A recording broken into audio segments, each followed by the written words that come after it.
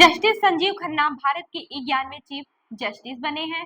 उन्होंने 11 नवंबर को chief justice के तौर पर शपथ ली है। उनका कार्यकाल 6 महीने 1 दिन का होगा। अगले साल ही 13 मार्च को जस्टिस खन्ना रिटायर हो जाएंगे। नमस्कार, मैं हूँ रूबी। आप देख रहे हैं जन दर्पण, सत्ता का खेल, गणित की नजर, सत्ता गणित। जस्टिस खन्ना का कार्यकाल छोटा है, लेकिन इस बात में लोगों की खासा दिलचस्पी है कि जस्टिस खन्ना का कार्यकाल, उनमें संभावना, उनके न्यायिक फैसले और भारत के न्यायिक तंत्र में निहित सीमाओं के संदर्भ में कैसा रहेगा। गौरतलब है कि भारत में छोटे कार्यकाल वाले मुख्य न्यायाधीशों का जो इतिहास रहा है, उसने अभी तक यही दिखाया है कि अगर वो कोशिश करें तो सुधार की ऐसी दिशा तय कर सकते हैं जिसका अनुसरण उनके बाद आने वाले जस्टिस भी कर सकते हैं। सुप्रीम कोर्ट में न्यायिक गलतियों और खामियों से बचने में सीजीआई की मुख्य भूमिका होती है।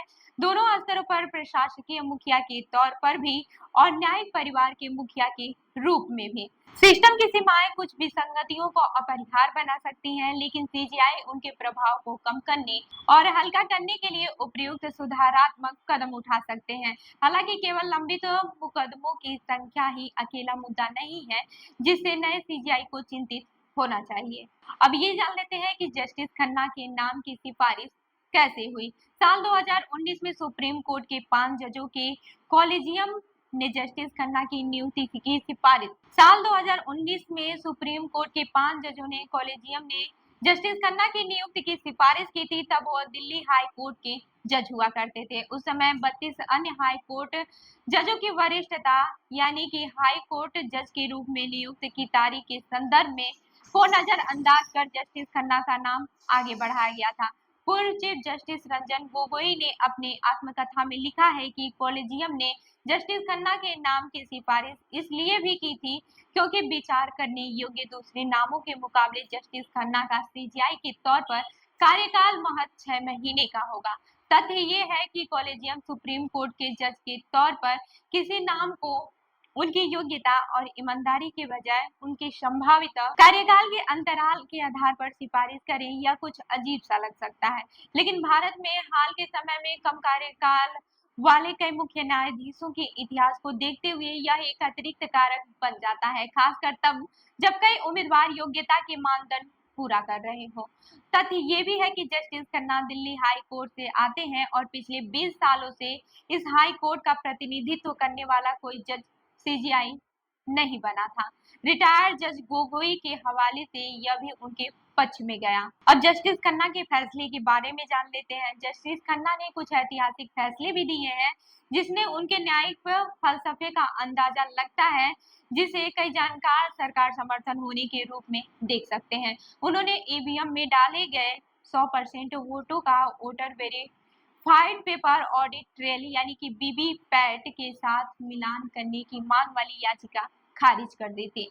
मौजूदा समय में वीवीपैट से सत्यापन किसी चुनावी क्षेत्र में बेतरतीबी से चुने गए 5 मतदान केंद्रों में ही किया जाता है। जस्टिस खन्ना की अगुवाई वाली सुप्रीम कोर्ट की बेंच ने दिल्ली के पूर्व मुख्यमंत्री अरविंद केजरीवाल को सबसे पहले लोकसभा चुनाव में प्रचार के लिए जमानत दी थी और बीते जुलाई में इस आधार पर उन्होंने नियमित जमानत दी कि वो 90 दिनों तक जेल में रह चुके थे। जमानत देने के बाद से अदालत ने मुख्यमंत्री के तौर पर काम करने की उनकी सीमाएं निर्धारित की थी, जिसके बाद से उन्होंने इस्तीफा दे दिया था। उन्होंने संविधान के अनुच्छेद 370 को रद्द करने को बरकरार रखने पर सहमत दी थी, जिसके तहत तत्कालीन जम्मू और कश्मीर राज्य को विशेष राज्य का दर्जा हासिल था।